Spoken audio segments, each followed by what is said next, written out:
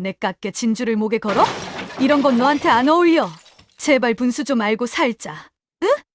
사방이 고요한 5성급 호텔 연회장, 매끄러운 대리석 바닥 위로 하얀 진주알들이 흩어졌습니다. 가난했던 시절 아들이 생전 처음 타온 월급을 쥐고 며칠을 고민하다 사준 목걸이. 숙자에게는 목숨보다 소중한 그 징표가 차가운 바닥을 굴러다니고 있었습니다.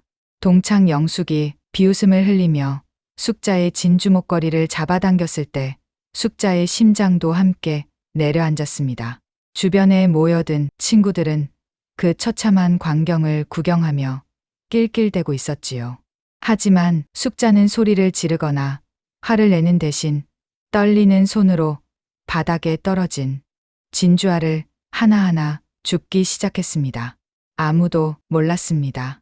이 진주 목걸이를 선물한 사람이 누구인지, 그리고 잠시 후 자신들이 납작 엎드려 있게 될 것이란 사실을 말이죠. 이야기가 시작하기에 앞서 구독과 좋아요를 눌러주세요. 그리고 어디서 듣고 계신지 말씀해 주시면 세월의 답안지가 여러분의 세월에 행복한 답이 깃들기를 빌어드리겠습니다. 모두가 잠든 새벽 4시, 서울 외곽에 위치한 거대한 전통시장에는 이미 푸르스름한 새벽빛을 머금고 기지개를 켜고 있었습니다. 밤새 차갑게 내려앉은 이슬이 시장 바닥에 울퉁불퉁한 보도블록 사이사이를 적시고 입구에서부터 갓 떼온 생선의 비린내와 땅에서 막 올라온 채소의 싱그러운 흙냄새가 뒤섞여 코끝을 아리게 스쳐 지나갔지요. 어둠이 채 가시지 않은 시장 골목에서는 여기저기서 셔터 올리는 소리가 드르륵 쾅 하며 정적을 깨뜨렸습니다. 짐을 가득 실은 오토바이들이 좁은 골목을 요리조리 빠져나가고 상인들은 연신 하얀 입김을 내뿜으며 차가운 손을 비볐습니다. 그 활기찬 소음과 분주한 발걸음들이 모여드는 시장의 가장 깊숙한 골목 끝, 낡은 무쇠솥에서 하얀 김이 쉴 새 없이 뿜어져 나오는 곳이 바로 명가 그룹의 모태이자 숙자가 40년 넘게 지켜온 명가 국밥 1호점이었습니다. 숙자는 오늘도 어김없이 그 묵직한 가마솥 뚜껑을 열며 하루를 시작했습니다. 뚜껑을 열자마자 뿜어져 나오는 뽀얀 수증기가 숙자의 인자한 얼굴을 따뜻하게 감싸 안았지요. 솥 안에서는 이틀 밤낮을 꼬박 고아낸 사골 육수가 보글보글 소리를 내며 깊은 맛을 우려내고 있었습니다.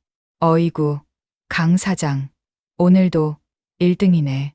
이 국물 냄새 맡아야 우리도 장사 시작할 맛이 나지.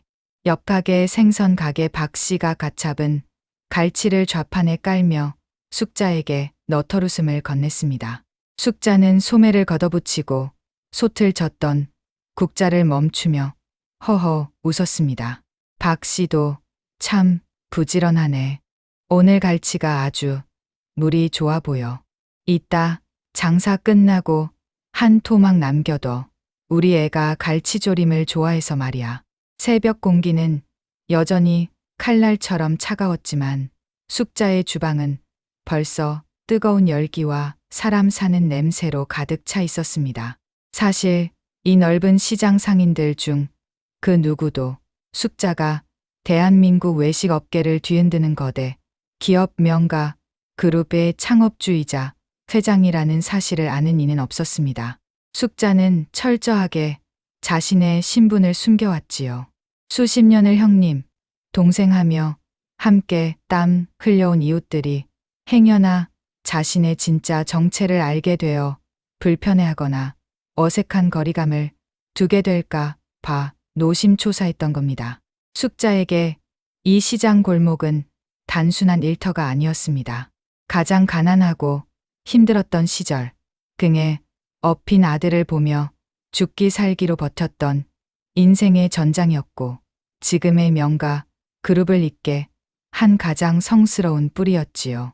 그녀는 아무리 돈을 많이 벌고 회사가 커져도 매일 아침 이 가마솥 앞에서 하얀 김을 뒤집어 쓰는 시간을 포기할 수 없었습니다. 이곳이야말로 자칫 화려함에 눈이 멀어 흐려질 수 있는 초심을 다잡는 유일한 수행의 장소였으니까요. 회장님, 이제 시장 보시는 일이나 육수 끓이는 일은 저희 아랫사람들에게 맡기시고 좀 쉬시지 그러세요. 본사에서도 다들 걱정이 많습니다. 새벽같이 출근한 숙자의 비서, 최 비서가 안쓰러운 듯 말했지만 숙자는 그저 허허 웃으며 고개를 저었습니다. 그녀는 시장 바닥에서 갓 떼온 싱싱한 배추의 겉잎을 손수 떼어내며 대답했지요. 아니야. 사람 속을 뜨끈하게 데워주는 건 이 솥 앞에서 지킨 정성이지 돈으로 사는 기술이 아니거든. 배고픈 사람 눈물 닦아주는 건 이 고기 한 점 든 뜨끈한 국밥 한 그릇이야. 내가 이걸 놓으면 우리 명가의 뿌리도 썩는 법이지. 그리고 이렇게 새벽 시장 공기 마시며 상인들 얼굴 보는 게 내 낙인데 그걸 뺏으려 들면 안 되지. 숙자는 솥 앞에서 올라오는 열기를 온몸으로 받아내며 문득 40년 전 그 지독했던 가난을 떠올렸습니다. 남편을 불의의 사고로 일찍 여의고 갓돌 지난 아들 현우를 등에 업은 채 시장통 구석에서 국밥 장사를 시작했던 그 시절 말입니다. 그때 숙자에게 세상은 얼음장보다 차가웠습니다. 지금은 전국에 수백 개의 체인점을 거느리고 수만 명의 임직원이 그녀의 결제 한 번에 일사불란하게 움직이는 회장님 소리를 들으며 살고 있지만 숙자는 여전히 이 시장 골목의 서늘한 공기가 폐부를 찌를 때마다 심장 한 구석이 아릿해지는 것을 느꼈습니다. 아무리 화려한 명품 옷을 걸치고 수억 원대의 차를 타도 이 시장 골목의 특정 모퉁이만 지나면 그날의 기억들이 마치 어제 일처럼 생생하게 되살아나 머릿속을 어지럽혔거든요. 숙자의 안 좋은 추억은 고등학교를 졸업하던 해부터 시작되었습니다. 친구들이 대학 입학 통지서를 손에 쥐고 예쁜 구두를 사러 다닐 때 숙자는 홀로 남겨진 차가운 방 안에서 어머니의 유품을 정리해야 했습니다. 평생 국밥솥을 젓느라 고생하셨던 숙자의 어머니는 숙자가 고등학교 졸업장을 받는 날 그토록 바라던 딸의 앞날을 지켜보지 못하고 고요히 눈을 감으셨지요. 숙자는 슬퍼할 겨를도 없었습니다.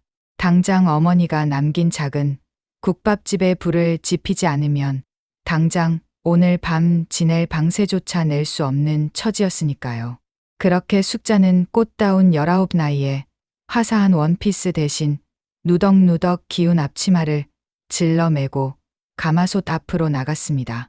고등학교 시절부터 숙자를 괴롭혔던 명희와 그 패거리들에게 숙자의 이런 불행은 그저 즐거운 구경거리일 뿐이었습니다. 명희는 지역 유지의 딸로 태어나 손에 물 한 방울 안 묻히고 살던 아이였지요. 어느 날 학교 교실에서 점심시간이 되었을 때였습니다. 숙자가 어머니가 정성껏 싸주신 국밥 국물에 말아온 도시락을 꺼내자 명희가 코를 킁킁거리며 다가왔습니다. 야, 얘들아, 이 냄새 좀 봐. 이거 무슨 냄새니? 숙자야, 너는 집에서 돼지랑 같이 사니? 어우, 역해라. 교실에서 이런 냄새 좀 안 나게 할 수 없어? 명희의 말에 영숙과 다른 아이들이 깔깔대며 숙자의 책상 주위를 에워쌌습니다. 명희는 손가락 끝으로 숙자의 도시락통을 툭 쳤고 이내 국물이 책상 위로 울컥 쏟아졌지요. 어머, 미안해 숙자야. 근데 너한테는 이런 게 딱 어울리잖아. 너 졸업하면 대학 안 가고 국밥집 할 거라며? 그럼 이 냄새가 내 평생 냄새가 되겠네. 명희야, 말이 너무 심하잖아. 왜 그래? 숙자가 눈물 섞인 목소리로 항변했지만 명희는 오히려 기세등등하게 숙자의 낡은 가방을 바닥으로 내동댕이 쳤습니다. 내 팔자는 이미 정해져 있어. 이 시장 바닥 냄새 나는 국밥 주모. 그게 내 미래라고. 숙자는 그때 바닥에 떨어진 낡은 영어 참고서를 주우며 이를 악물었습니다. 어머니가 돌아가신 뒤 정말 명희의 말대로 국밥집 사장이 되었을 때도 숙자의 머릿속에는 그날 명희의 비웃음 소리가 쟁쟁하게 울렸습니다. 친구들은 예쁜 캠퍼스를 누비며 연애를 하고 꿈을 키울 때 숙자는 새벽마다 피가 배어 나오는 손으로 무거운 사골뼈를 씻고 가마솥에 불을 지폈지요. 특히나 고등학교 동창이었던 명희는 숙자의 가슴에 가장 깊은 대못을 박은 인물이었습니다. 명희는 졸업을 하고 나서도 몇 번이고 숙자를 들여다보며 약 올리곤 했습니다. 마치 그것이 자신의 삶의 낙인 양 시장통에서 고생하는 숙자를 구경하곤 했지요.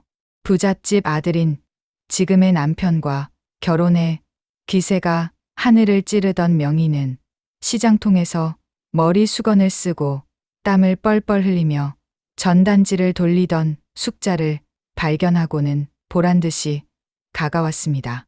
어머, 숙자야. 세상에, 너 정말 이러고 사니? 국밥, 그런 거 팔아서 자식 공부는 시키겠니?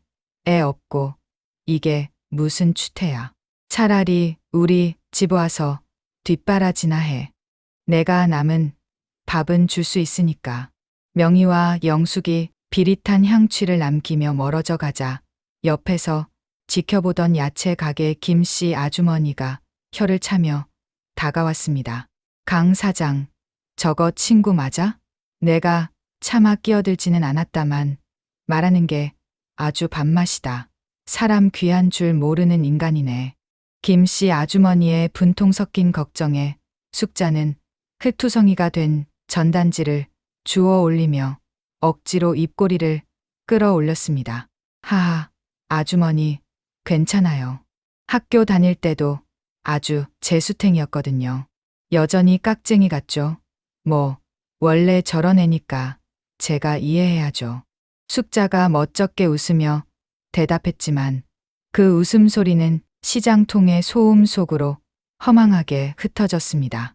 사실 숙자가 웃은 건 속이 넓어서가 아니었습니다.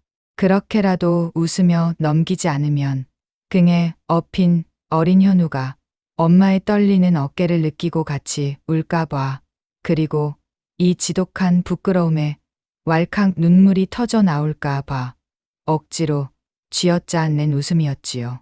숙자는 오로지 아들 하나만을 바라보며 그 모진 세월을 견뎠지만 그 과정에서 현우에게 주었던 가난은 평생 숙자의 가슴을 짓누르는 돌덩이가 되었습니다. 숙자의 눈에 지금도 선한 장면이 하나 있습니다.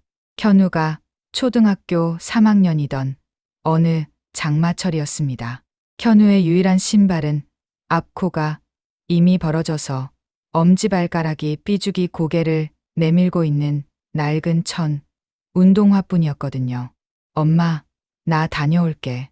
숙자는 차마 아들을 그냥 보낼 수 없었습니다.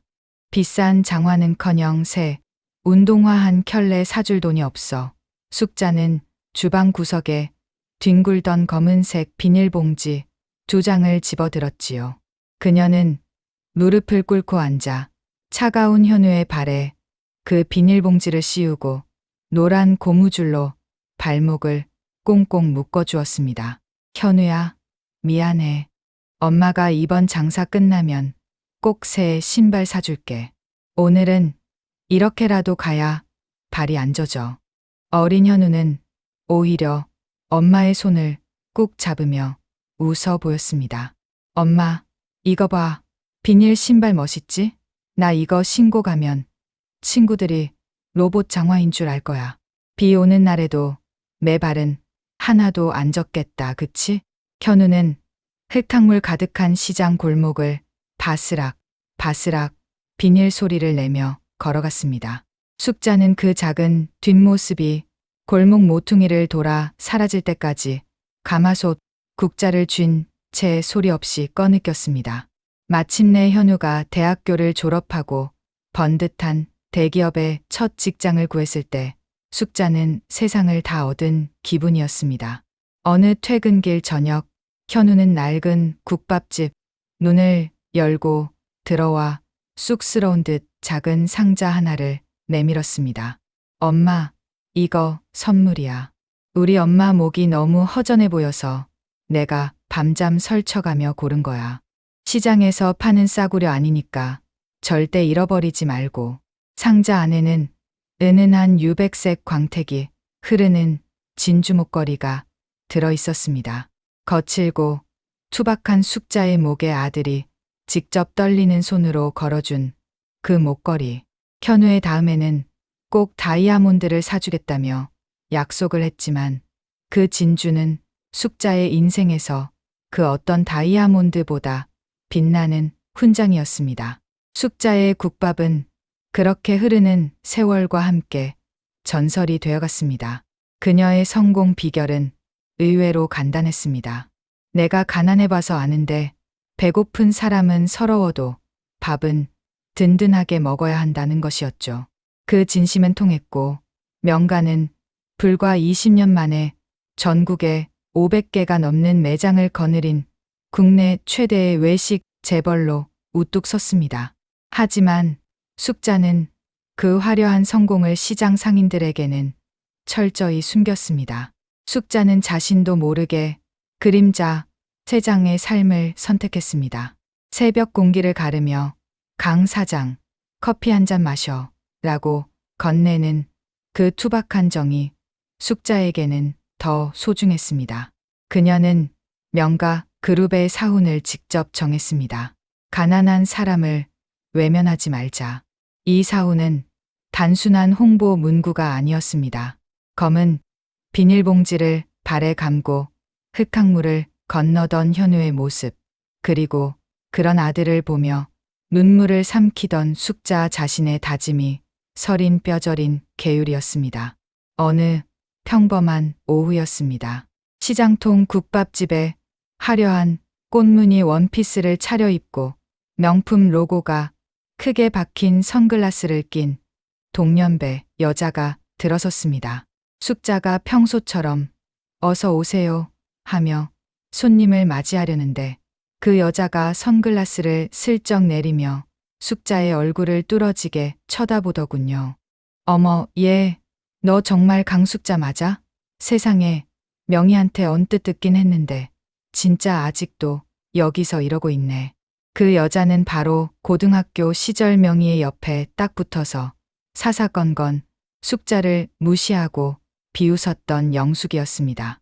숙자는 당황한 기색을 숨기며 국자를 내려놓았습니다.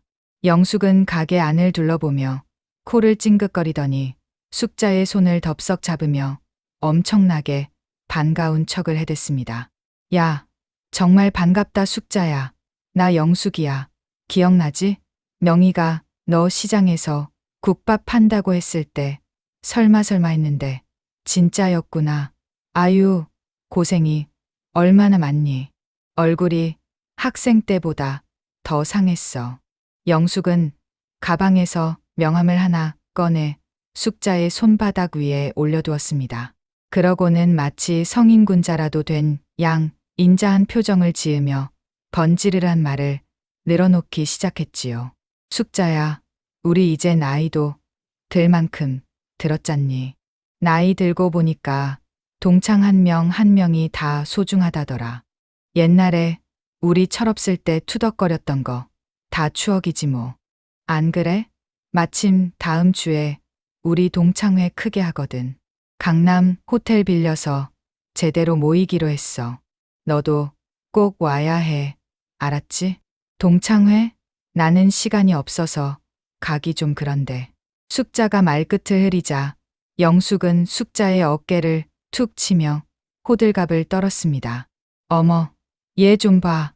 40년 만인데 그래도 잠깐 시간 낼 수 있지 않아? 너 안 오면 내가 섭섭해서 잠도 안 올 것 같아. 동창회 올 거지? 올 거라 믿는다. 내가 이 번호로 단체 채팅방 초대해 줄게. 들어가서 애들이랑 인사도 좀 하고 그래. 나 바빠서 가본다. 영숙은 폭풍처럼 말을 쏟아내고는 국밥집 내부에 써 있는 숙자의 전화번호를 저장하며 단체 채팅방 초대할게 라는 말을 남긴 채 가게를 빠져나감을 보았습니다. 숙자는 영숙이 남기고 간 화려한 명함과 자신의 투박한 손을 번갈아 보았습니다. 처음엔 그 가식적인 말투에 기분이 꺼림칙하기도 했지만 한편으로는 묘한 호기심이 생겼습니다. 진짜 오래전 일이긴 하지. 40년이나 지났으니 그 친구들도 철없던 시절과는 좀 달라졌겠지? 다들 어떻게 사나 궁금하기도 하네. 숙자는 그런 마음으로 휴대폰을 열어 영숙이 초대한 채팅방에 접속했습니다. 숙자가 채팅방에 입장하자마자 알림음이 쉴 새 없이 울려 퍼졌습니다. 명희와 영숙이 주도하는 대화는 마치 기다렸다는 듯 숙자를 향해 가식적인 환대를 쏟아냈지요. 하지만 그 행간에는 감출 수 없는 우월감과 조롱이 서슬 퍼렇게 나를 세우고 있었습니다. 명희의 채팅이 올라왔습니다. 어머, 숙자야. 단톡방 들어왔구나? 정말 반갑다 얘. 아직 시장에서 국밥집 한다면서. 아유, 요즘 같은 세상에 몸 상해가며 고생하는 친구 보니 마음이 좀 그렇네. 그래도 동창회는 꼭 와야 해. 알았지? 명색이 내 남편이 전무로 있는 호텔인데 동창들이 다 모여야 체면이 서지. 명희의 채팅에 영숙도 맞장구를 쳤습니다. 맞아. 나 어제 숙자네 가게 직접 가봤잖아. 얘들아, 거기 정말 장난 아니더라. 그 좁은 시장 골목에서 하루 종일 불 앞에서 고생했을 숙자 생각하니까 내가 다 눈물이 나더라니까. 숙자야, 너 정말 장하다. 우리 동창회 날은 그 냄새 나는 앞치마 다 던져버리고 그냥 몸만 와. 우리가 잘 챙겨줄게. 영숙이의 말이 끝나기 무섭게 또 명희의 말이 올라왔습니다. 얘들아, 우리 숙자 오면 육수 냄새 좀 나도 이해해주자. 그게 다 먹고 살려고 고생한 훈장 아니겠니? 숙자야, 너 호텔 예약 같은 거 해본 적 없지? 걱정 마. 우리 남편이 세장님 다음으로 실세라 VIP룸 특별히 비워뒀으니까 넌 그냥 들어오기만 하면 돼.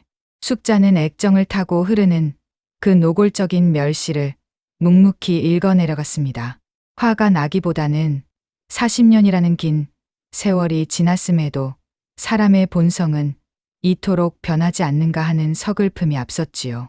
영숙의 그 사람 좋은 척 하던 말들이 결국 이 조롱을 위한 밑밥이었다는 사실을 깨닫자 숙자의 눈빛이 서늘하게 가라앉았습니다.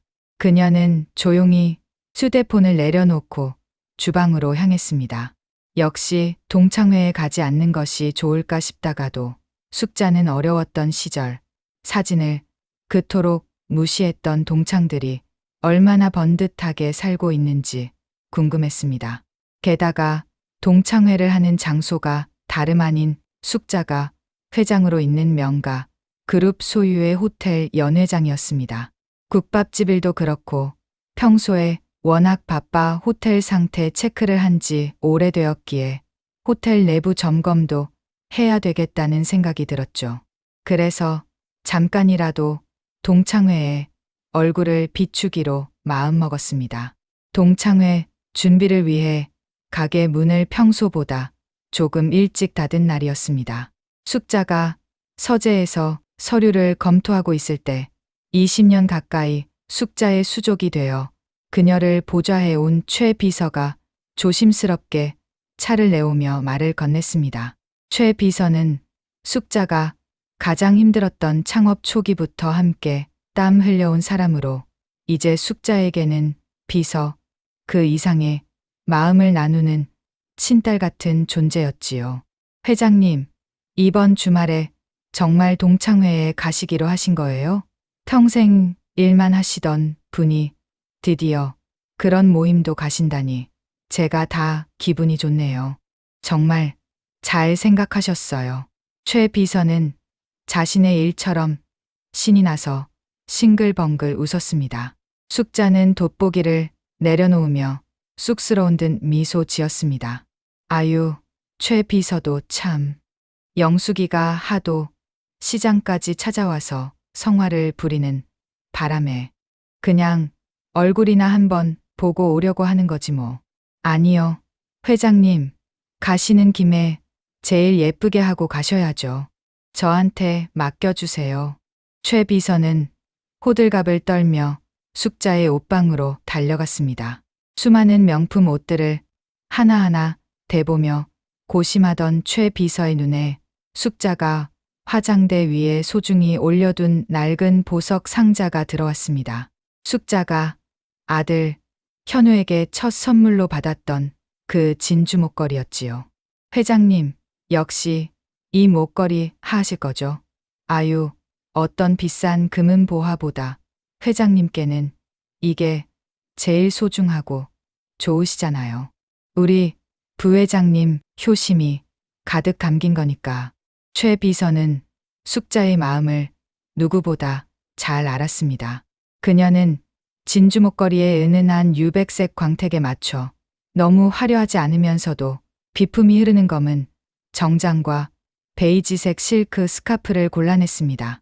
이 목걸이가 돋보이려면 옷은 차분한 게 좋아요. 회장님, 오늘 제가 코디해드린 대로만 입으시면 호텔에서 제일 빛나실 거예요. 제가 장담합니다. 최 비서의 호들갑 섞인 칭찬에 숙자는 웃기지도 않아 정말이라며 소리 내어 웃었습니다. 하지만 거울 속에 비친 자신의 목에 걸린 진주알들을 보니 고맙기도 하고 마음 한구석이 몽글몽글해지는 것을 느꼈지요. 딸 같은 최 비서의 응원 덕분인지 아니면 아들의 정성을 다시금 확인한 덕분인지 꺼림칙하기만 했던 동창회 자리가 조금은 설레기 시작했습니다.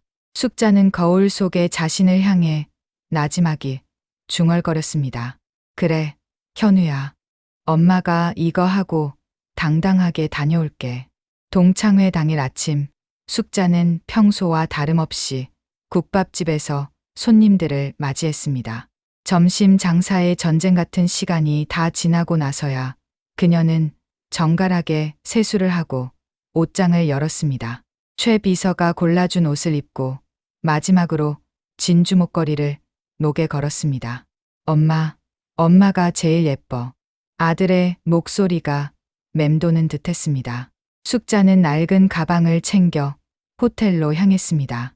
명가 그룹의 회장이 아닌 그저 오랜 친구들의 얼굴을 보고 싶어 하는 한 여인의 마음으로 말입니다.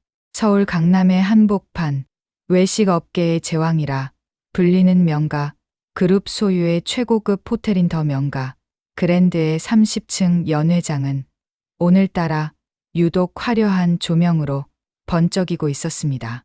통유리창 너머로 내려다 보이는 서울의 야경은 마치 보석을 뿌려놓은 듯 아름다웠지만 그 안에서 오가는 말들은 보석보다 날카롭고 차가웠습니다. 60이 넘은 나이에도 불구하고 동창들은 저마다 젊음을 유지하기 위해 잔뜩 치장한 모습으로 연회장을 가득 채우고 있었습니다. 이름만 대면 알 법한 명품 가방들이 테이블 위를 장식하고 있었고 비싼 향수 냄새는 공기 중에 짙게 깔려 숨이 막힐 지경이었지요. 그 화려한 무리의 중심에는 명희가 있었습니다. 이번 동창회를 주도적으로 이끈 그녀는 남편이 바로 이 호텔을 소유한 명가, 그룹의 계열사 전무이사로 재직 중인 덕에 기세가 등등했습니다. 명희는 손가락에 낀 5캐럿짜리 다이아몬드 반지를 만지작거리며 거들먹거렸습니다. 동창회 때문에 남편을 긁어 무리해서 마련한 반지였지요. 어머, 얘들아, 다들 와줬구나. 오늘 이 자리 잡느라 내가 얼마나 고생했신지 아니? 우리 남편이 이 호텔 전무잖아. 회장님, 결제 라인에 있는 사람이라 겨우 뺀 거야. 인당 식사비만 10만 원이 넘는 코스니까 너희 오늘 호강하는 줄 알아라. 이런 건 숙자는 평생 구경도 못할 거야. 걔는 아마 이런 데 오면 심장 떨려서 밥도 제대로 못 먹을걸? 명희의 남편은 명가 그룹이 아니라 머나먼 계열사 중 한 작은 회사의 전무였지만 마치 명가 그룹의 실세인 양 떠들어댔습니다. 그 옆에는 학생 때처럼 영숙이 찰싹 붙어 떠들어댔습니다. 이 호텔에서 20년째 근무하고 있는 영숙이 연신 고개를 조아리며 아부를 떨고 있었지요. 영숙이 명가 소속 직원이라는 것은 숙자도 모르는 사실이었습니다. 워낙 규모가 큰 만큼 직원을 뽑은 인사팀이 따로 있었고 직원들을 뽑을 때 숙자가 하나하나 면접을 보지 않았으니 말이죠. 영숙은 마치 자신이 이 호텔의 주인이라도 된 양 생색을 내며 동창들의 잔을 채웠습니다. 명희야, 내 남편분 아니었으면 우리가 이런 극진한 대우를 어떻게 받겠어. 내가 여기 과장으로 있지만 전무님, 사모님 모시는 건 나한테도 큰 영광이야. 얘들아, 오늘 와인도 내가 직원 혜택으로 제일 비싼 거로 준비했으니까 마음껏 마셔. 명가 그룹 직원이 되는 게 이렇게 좋은 거야. 숙자 같은 애들은 아마 상상도 못 할 세계지. 분위기가 한창 무르익어갈 무렵 연회장 문이 천천히 열리며 한 여인이 들어섰습니다. 바로 강숙자였습니다. 최 비서가 심혈을 기울여 고른 검은 정장은 숙자의 단단한 체구에 우아하게 감겼고 베이지색 실크 스카프는 그녀의 인자한 얼굴에 기품을 더하고 있었지요. 하지만 숙자의 가방만큼은 평소 들고 다니던 낡은 가죽 가방 그대로였습니다. 숙자가 나타나자 연회장은 묘한 긴장감에 휩싸였습니다. 명희와 영숙은 숙자의 생각보다 훨씬 정갈한 차림새에 잠시 당황한 기색을 보였지만 이내 특유의 비아냥거리는 미소를 지으며 다가왔습니다. 어머, 숙자야, 너 오늘 아주 제대로 차려입었네? 나는 솔직히 내가 시장에서 국밥 말던 그 기름때 묻은 앞치마 그대로 두르고 올까봐 어제 잠을 다 설쳤다니까. 시장표라도 나름 신경 써서 골랐나 봐. 명희가 숙자의 어깨를 툭 치며 돌려가기를 시작하자 옆에 있던 영숙이 입을 가리고 낄낄대며 거들었습니다. 그러게 말이야. 그래도 숙자가 이만큼 나이를 먹었으니 눈치라는 게 생겼나 봐. 이런 5성급 호텔 오는데 시장 옷 입고 오면 안 된다는 것쯤은 이제 알 때가 됐지. 아유, 장하다 숙자야. 오늘 나름 사람 구실하네. 숙자는 그들의 가시 돋친 칭찬에도 그저 엷은 미소를 지었습니다. 오랜만이네, 얘들아. 다들 여전구나. 여전하긴. 우리가 너처럼 고생만 하고 살았니? 숙자 너 옷은 그럴듯하게 입었어도 그 해진 가방은 어쩔 거야? 저게 대체 몇 년 전 스타일이니? 그래도 뭐 내 수준에 그 정도면 최선이었겠지. 명희의 날카로운 조롱에 주변 동창들이 숨죽여 웃었지만 숙자는 대답 대신 낡은 가방의 손잡이를 조용히 고쳐 쥐었습니다. 영숙은 눈치를 보는 척하며 숙자에게 다가와 귓속말을 했습니다. 하지만 그 목소리는 충분히 주변 사람들에게 들릴 만큼 컸습니다. 숙자야, 너 가방은 저기 구석 옷장에 숨겨둬라. 다른 VIP 손님들이 보면 우리 호텔 수준 의심하겠다. 그리고 스테이크 같은 건 처음 먹어볼 텐데 천천히 씹어 먹고 괜히 체해서 우리 호텔에서 사고 치지 말고. 숙자는 묵묵히 그들의 모욕을 견디며 구석진 자리에 앉았습니다. 예나 지금이나 똑같은 동창들의 태도는 더 볼썽 없었지만 숙자가 동창회에 온 이유 중에 하나가 세사 소유의 호텔 실정을 보기 위해서였기에 일단 음식을 점검해 보기 위함이었죠. 식사가 시작되자 화려한 요리들이 줄지어 나왔습니다. 은은한 바다, 향이 감도는 전복 수프에 이어 오늘 모임의 하이라이트인 한우 스테이크가 테이블 위에 놓였지요. 연 회장은 동창들의 부러움 섞인 탄성으로 가득 찼지만 명희는 음식이 나올 때마다 그것이 마치 자기 남편의 소유물이라도 되는 양 어깨를 으쓱거리며 떠들어댔습니다. 얘들아, 이 스테이크 빛깔 좀 봐. 이건 우리 남편이 직접 관리하는 명가 축산의 최고급 라인이야. 시중 백화점에서도 1%만 풀린다는 회장님 댁으로만 직배송되는 품이라고. 우리 남편이 이번 축산 계열사 합병건을 워낙 완벽하게 처리해서 회장님이 특별히 하사하신 거야. 사실상 우리 남편 없으면 명가 그룹 축산 파트가 제대로 돌아가겠니? 회장님은 연세도 있으시고 그냥 이름만 걸어두신 거지. 실제 실세는 따로 있는 법이지. 명희의 오만한 발언에 영숙도 질세라 곁에서 거들며 유세를 떨었습니다. 명희 말이 맞아. 이 호텔 운영도 그래. 명가라는 이름이 붙은 모든 곳엔 나 같은 20년 차 베테랑들의 피땀이 서려 있거든. 내가 이 호텔 현장을 쥐락펴락하지 않으면 지배인들이 뭘 알겠어? 오늘도 내가 주방장한테 특별히 엄포를 놨어. 전무님, 사모님 귀한 친구분들 오시니까 최고 중에 최고로만 내오라고 말이야. 나 없으면 명가 그룹 정말 속 빈 강정이야. 숙자는 그들의 거들먹거리는 목소리가 연 회장을 울릴 때마다 속으로 깊은 탄식을 내뱉었습니다. 내가 자리를 비운 사이 계열사 임원의 아내는 자신이 본사 실세인 양 주인을 기만하고 20년을 믿고 맡긴 내 직원은 급에 맞지 않는 고기를 내놓으면서 최고급이라며 고객들을 속이고 있구나. 숙자는 천천히 나이프를 들어 고기를 한 점 썰어 입에 넣었습니다. 입안에 고기가 닿는 순간 숙자의 미간이 미세하게 떨렸습니다. 40년 넘게 고기 육수를 내고 사고를 만져온 숙자의 혀는 결코 속일 수 없었지요. 명가, 축산의 극상품은 입안에서 눈 녹듯 사라지는 지방의 단맛과 묵직한 육향이 일품이어야 했지만 지금 씹히는 이 고기는 육질이 푸석하고 끝맛에서 불쾌한 냄새가 났습니다. 최고급은커녕 시중 식당에서도 쓰지 않는 3등급 이하의 질 낮은 고기였습니다.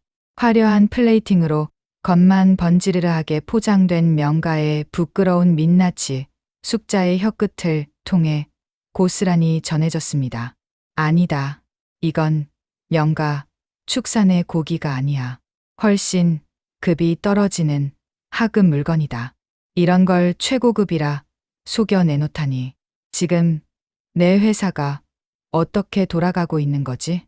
숙자의 나지막한 탄식은 명희와 영숙의 요란한 웃음소리에 묻혔지만 그녀의 눈빛만큼은 그 어떤 칼날보다 차갑게 빛나고 있었습니다. 주인 없는 집에서 유세를 떨며 고객을 기만하는 이들에게 숙자는 이제 진짜 주인이 누구인지 보여줘야겠다고 결심했습니다. 고기가 좀 질기네.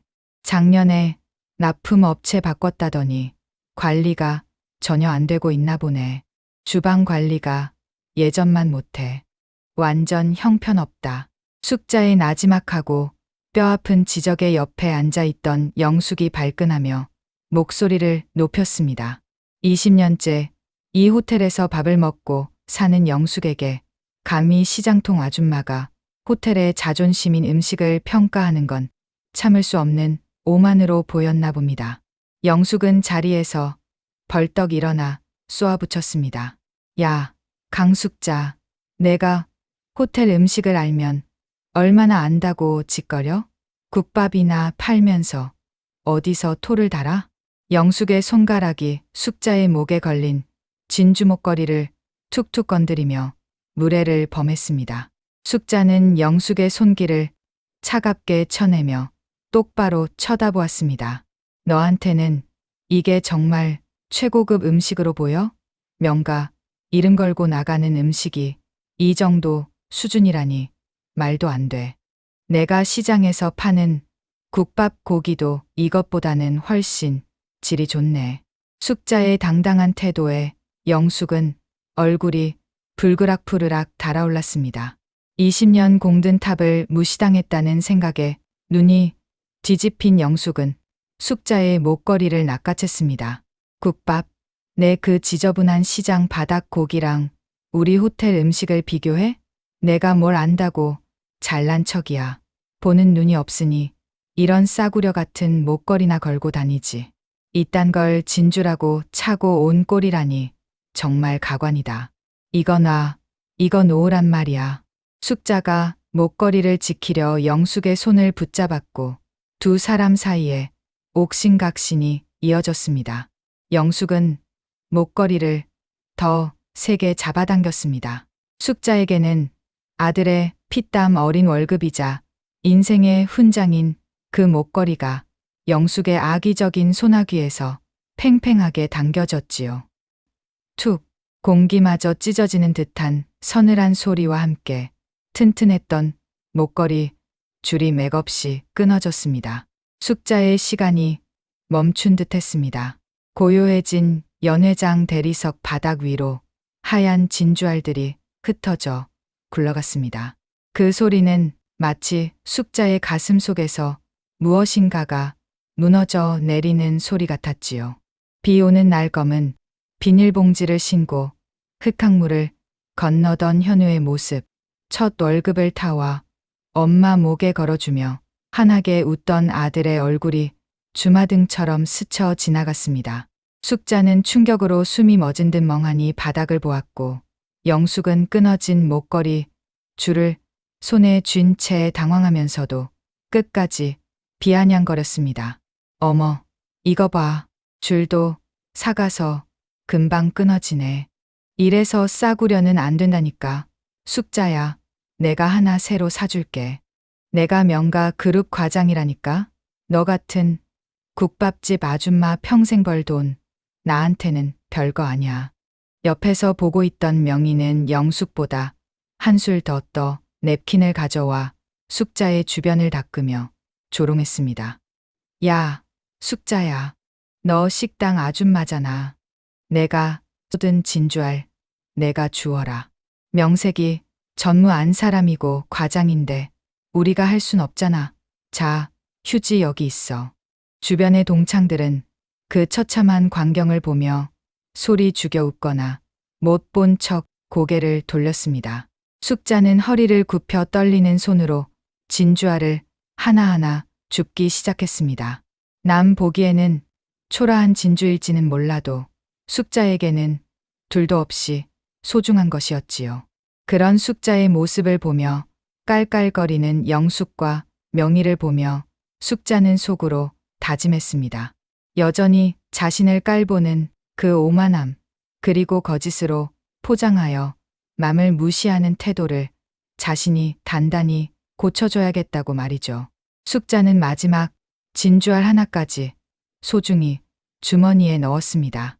그리고 천천히 자리에서 일어나서 낡은 가방 안에서 휴대폰을 꺼냈습니다. 나다. 지금 30층 연회장으로 총지배인 올라오라고 해. 그리고 정무 비서실에도 연락해. 오늘 인사가 좀 있을 것 같다고. 당장 1분이라도 늦으면 책임을 묻겠다고 전해. 명희와 영숙은 배를 잡고 웃었습니다. 너 지금 누구한테 전화하는 거니? 총지배인? 야, 내가 부른다고 오실 분이 아니야. 그분은 우리 남편 정도는 돼야 얼굴을 비추시는 분이라고. 하지만 5분도 채 지나지 않아 연회장 문이 벌컥 열리며 사색이 된 총지배인과 정장을 차려입은 본사 비서진들이 헐떡거리며 달려 들어왔습니다. 연회장에 있던 동창들은 갑작스러운 거물급 인사들의 등장에 술렁이기 시작했고 영숙은 기회를 잡았다는 듯 총지배인에게 달려가 아부를 떨었습니다. 어머, 총지배인님, 제가 지금 막 난동 피우는 저 여자 쫓아내려던 참이었습니다. 지배인님, 귀한 시간 뺏게 해서 정말 죄송합니다. 영숙은 승리자의 미소를 지으며 숙자를 가리켰지만 총지배인의 반응은 영숙의 예상과는 정반대였습니다. 총지배인은 영숙의 손을 뿌리치더니 떨리는 목소리로 소리쳤습니다. 박 과장, 지금 제정신이야? 회장님께 지금 무슨 짓을 했기에 회장님이 이토록 진노하셔서 비상 연락망까지 가동하신 거야. 지배인의 호통에 영숙의 고개가 갸우뚱해졌습니다. 그녀는 멍청한 표정으로 주변을 둘러보며 물었지요. 회장님이라니요? 지배인님, 지금 무슨 말씀을 하시는 거예요? 여기 회장님이 어디 계시다고. 총지배인은 사색이 된 얼굴로 숙자 앞에 90도로 허리를 굽혔습니다. 그리고는 두 손으로 공손하게 숙자를 가리키며 쐐기를 박았습니다. 이분이야. 우리 명가 그룹을 맨손으로 일궈내신 강숙자 회장님. 박 과장, 자네 아무리 회장님이 평소에 대외적으로 얼굴을 안 알리셨다고는 하나 이 회사 20년이나 다녔으면 주인 얼굴 정도는 알아야 하는 거 아니야? 자네 지금 무슨 짓을 저지른 건지 알아? 순간 연 회장은 찬물을 끼얹은 듯 정적에 휩싸였습니다. 명희의 손에 들려있던 와인잔이 대리석 바닥으로 힘없이 떨어졌고 영숙은 마치 세상이 무너지는 표정으로 숙자를 바라보며 뒷걸음질 쳤습니다. 숙자는 차가운 눈빛으로 지배인을 바라보며 입을 열었습니다. 그것보다 김 지배인, 지금 이 연회장에 나가는 고기가 어떻게 된 건지 설명해보게. 이게 정말 명가 축산에서 공급하는 최고급 고기인가? 숙자의 서슬퍼런 질문에 총지배인은 식은땀을 흘리며 대답했습니다. 그게 아닙니다. 회장님, 사실 박 과장님과 여기 옆에 계신 명희 여사님께서 이번 동창회에 쓸 고기를 따로 공수해 오셨습니다. 호텔 고기는 너무 비싸서 부담된다며 자신들이 아는 곳에서 최고급 라인을 가져올 테니 조리만 해달라고 신신당부를 하셨습니다. 저희는 사모님들 개인 모임이라 배려해드린 것뿐인데 설마 이 고기를 우리 명가의 자존심인 품이라고 속여서 내놓으셨을 줄은 정말 몰랐습니다. 지배인의 폭로의 숙자는 고개를 돌려 영숙과 명희를 똑바로 쳐다보았습니다. 자, 박 과장. 그리고 명희야. 이제 너희들이 설명해봐. 내 호텔에서 내 이름을 팔아 동창들에게 쓰레기 같은 고기를 먹인 이유가 뭔가? 숙자의 낮지만 위험 있는 목소리에 영숙과 명희는 입만 벙긋거릴 뿐 아무런 대꾸도 하지 못했습니다. 그들의 얼굴은 불그락푸르락 변하다가 이내 하얗게 질려버렸지요. 금방이라도 쓰러질 듯 어버버거리는 그들의 모습은 아까의 거만함이라고는 찾아볼 수 없을 만큼 처참했습니다. 박 과장, 자네는 우리 호텔에서 20년을 일했으면서도 우리 명가의 사훈을 잊었나? 사람의 허기를 채우기 전에 마음의 소외를 먼저 살핀다가 우리 그룹의 정신이다. 가난하고 수수하다는 이유로 고객을 멸시하고 동창이라는 인연마저 짓밟은 자네는 더 이상 우리 명가의 옷을 입을 자격이 없다. 자네가 휘두른 그 무례함이 오늘 자네의 앞날을 막은 거야. 숙자의 목소리는 낮았지만 연회장 구석구석까지 얼어붙게 만들 만큼 강력했습니다. 오늘부로 정리하고 감사팀에 넘기세요. 직원 혜택 남용 사례까지 전부 조사하세요. 우리 그룹의 철학을 무시하는 직원이라니 말도 안 됩니다. 보안팀 불러요. 영숙은 마치 퓨즈가 끊긴 인형처럼 그 자리에 주저앉아 버렸습니다. 아까까지만 해도 동창들 앞에서 거만하게 치켜들었던 턱은 온데간데 없고 이제는 차가운 대리석 바닥에 주저앉아 땅을 치며 울기 시작했지요. 잘 손질했던 머리카락은 땀과 눈물로 범벅이 되어 얼굴에 달라붙었고 마스카라는 번져서 판다 얼굴이 되어서는 눈가에는 검은 눈물 자국이 길게 늘어졌습니다. 20년 공든 탑이 단 5분 만에 무너졌다는 현실이 그녀를 완전히 집어삼킨 겁니다. 회장님, 제가 죽을 죄를 지었습니다. 제발 한 번만 용서해 주세요. 저 이 호텔 없으면 죽습니다. 제 20년 청춘을 여기서 다 보냈단 말입니다. 회장님.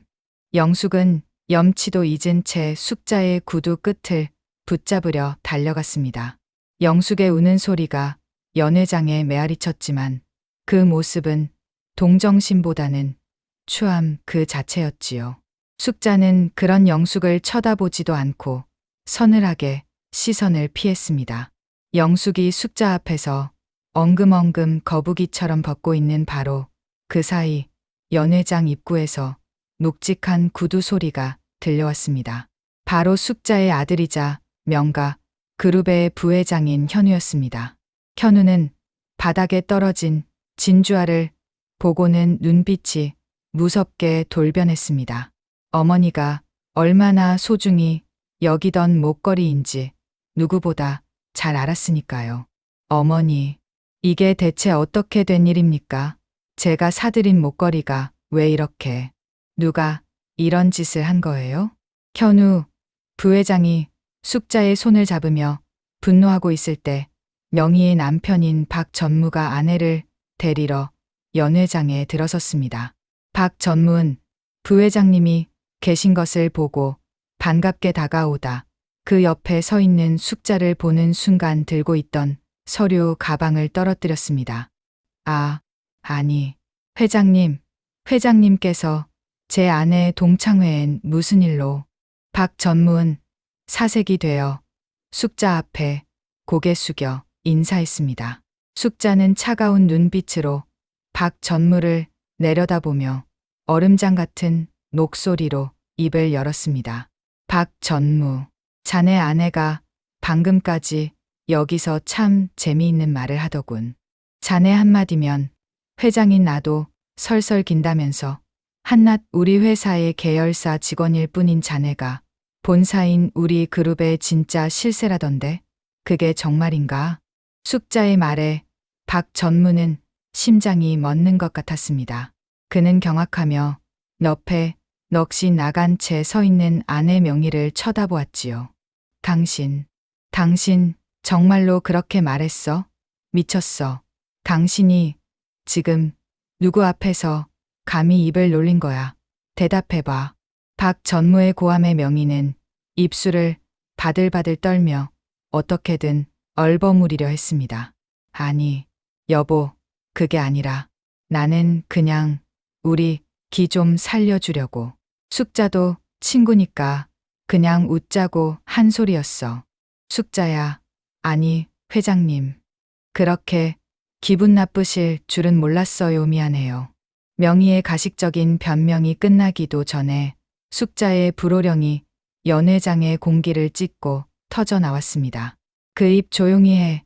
대체 본사의 대표인 나를 얼마나 우습게 봤으면 우리 회사와는 전혀 상관도 없는 사람이 저딴 망발을 짓거리고 다니는 건가.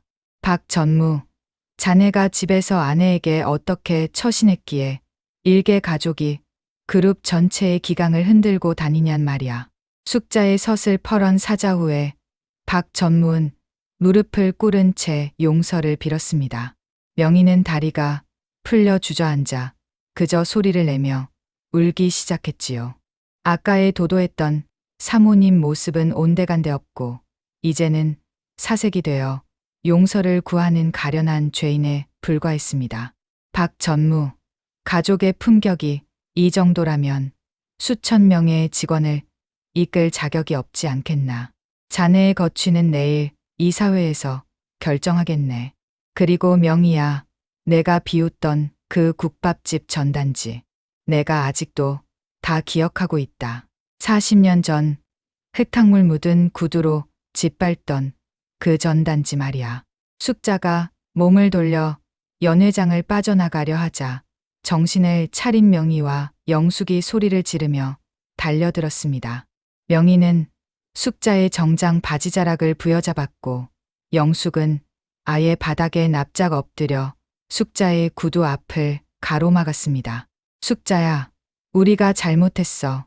우리가 미쳤었나 봐. 우리 40년 친구잖아. 응? 한 번만, 딱 한 번만 눈 감아주면 안 될까? 내가 이렇게 빌게. 명희의 화려했던 꽃무늬 원피스는 바닥을 뒹구느라 엉망이 되었고 영숙의 얼굴은 눈물과 화장품이 뒤섞여 쳐다보기가 민망하기까지 했습니다. 숙자는 걸음을 멈추고 내려다보았습니다. 그녀의 눈빛은 증오보다 더 무서운 무관심과 서글픔이 서려 있었지요. 친구, 너희들은 그 신성한 단어를 자네들의 잔인함을 가리는 가리개로 썼더군. 너희들이 오늘 잘못한 건 나를 몰라보고 무시한 게 아니야. 숙자는 주머니에서 아까 주운 진주알 하나를 꺼내 그들의 코앞에 들이밀었습니다. 첫째, 너희들은 이 세상 모든 약자들의 삶을 모욕했어. 성실하게 땀 흘려 하루를 버티는 사람들의 고귀함을 비웃었지. 둘째, 내 회사의 이름을 팔아 고객들에게 쓰레기 같은 고기를 먹이며 기만했어. 기업가로서 나는 그런 부도덕을 용납할 수 없어. 그리고 마지막, 숙자의 목소리가 가늘게 떨렸습니다. 이 진주는 내 아들이 힘들게 모은 돈으로 사준 내 목숨보다 소중한 정성이었어. 너희들은 돈으로 환산할 수 없는 누군가의 진심을 쓰레기 취급하며 짓밟았어. 그게 너희들이 저지른 가장 큰 죄악이야. 회장님, 잘못했습니다. 다시는 안 그럴게요. 영숙이 숙자의 구두를 붙잡고 오열했지만 숙자는 단호하게 발을 떼어냈습니다. 너희들이 그토록 자랑하던 그 화려한 옷과 보석들, 그 안에 담긴 인격이 고작 이 정도라면 그건 보석이 아니라 오물일 뿐이야. 최 비서, 이분들 밖으로 안내해드려. 우리 명가의 품격이 더럽혀지지 않게. 숙자는 뒤도 돌아보지 않고 연회장을 나섰습니다. 등 뒤로 명희와 영숙의 곡소리가 들려왔지만 숙자의 가슴 속에는 이미 시원한 바람이 불고 있었지요. 숙자는 호텔 상무이자 며느리가 챙겨준 코트를 걸치고 연회장을 나섰습니다. 그리고 숙자의 옆에는 숙자의 아들이 호위하듯 딱 붙어 있었죠. 호텔 정문에는 최고급 리무진이 대기하고 있었고 숙자는 차에 올라타기 전 화려한 호텔 건물을 보며 생각했습니다. 진짜 부자는 돈을 많이 가진 사람이 아니라 자신의 뿌리를 잊지 않고 타인을 존중할 줄 아는 사람이라는 것을요. 숙자는 리무진 뒷좌석에 앉아 손바닥 위에 놓인 진주알들을 하나하나 만져보았습니다. 아들이 처음 취직해서 받은 첫 월급, 그 빳빳한 봉투를 들고 시장 국밥집으로 뛰어오던 그날의 모습이 눈앞에 선했습니다. 엄마, 나 이제 돈 벌어. 이 진주 진짜니까 꼭 하고 다녀야 돼. 우리 엄마 이제 고생 끝이야. 내가 더 잘할게. 그때 현우의 손은 긴장과 설렘으로 축축하게 젖어 있었지요. 숙자는 그 진주알 하나하나에 서린 아들의 땀방울과 눈물, 그리고 자신을 향한 지극한 효심을 기억했습니다. 명희나 영숙 같은 이들은 결코 이해하지 못할 돈으로는 살 수 없는 진짜 가치였지요. 숙자는 차창 밖으로 흐르는 한강의 불빛을 바라보며 나지막이 읊조렸습니다. 그래, 껍데기는 하려 할지 몰라도 속은 썩어 있었구나. 밥을 파는 사람들이 사람 귀한 줄을 모르니 그 끝이 어찌 좋겠나.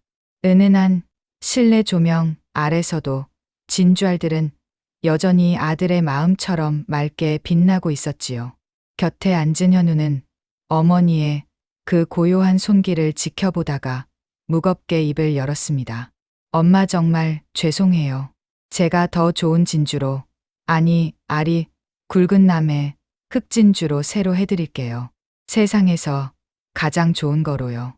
숙자는 아들의 손을 따뜻하게 잡으며 고개를 저었습니다. 현우야, 고맙다만 엄마한테는 이 진주 목걸이가 세상 그 어떤 보석보다 귀하다. 내가 고생해서 처음으로 번 돈으로 사준 거 아니냐. 이 알 하나하나에 내가 고생한 땀방울이 다 맺혀 있는데 내가 이걸 어떻게 새 것이랑 바꾸겠니. 숙자의 목소리에는 깊은 애정과 자부심이 서려 있었습니다.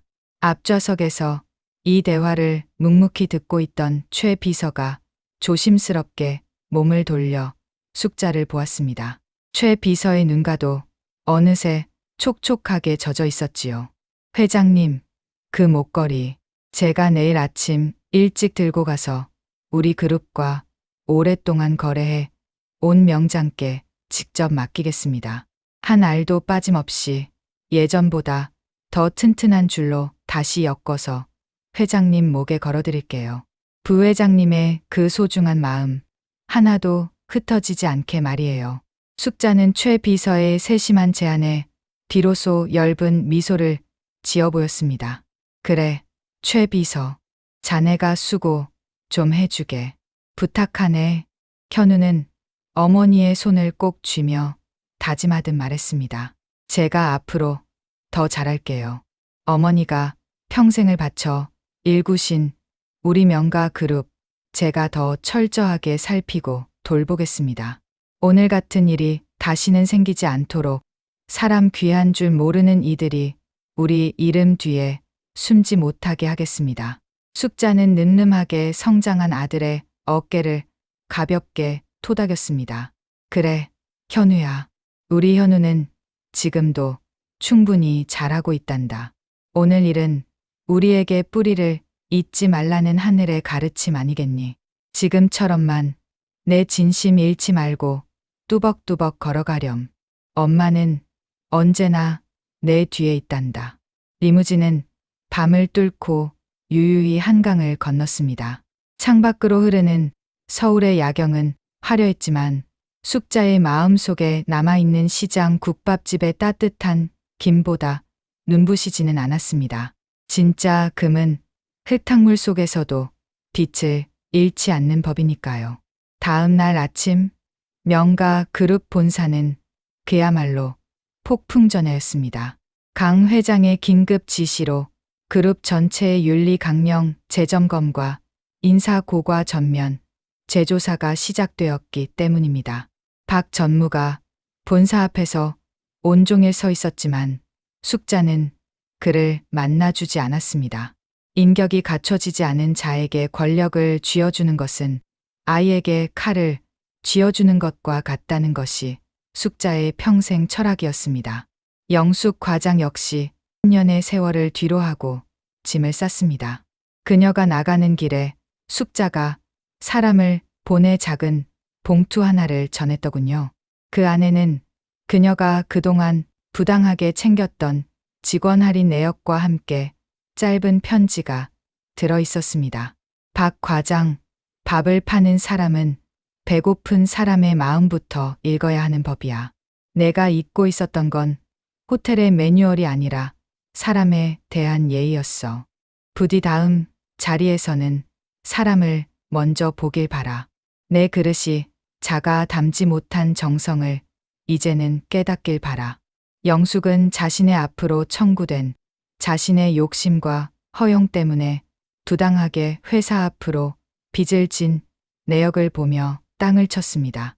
하지만 이제 와서 후회한들 자신의 잘못은 스스로 채워나가야 하는 법이지요. 숙자는 다시 국밥집으로 돌아갔습니다.